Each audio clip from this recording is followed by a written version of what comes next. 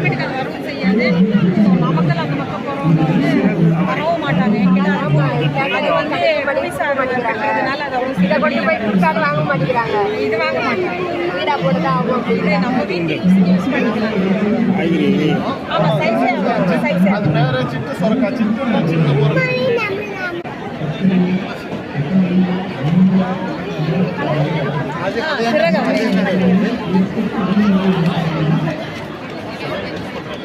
Use பண்ணலாம். ரொம்ப டேஸ்டாக இருக்கும்.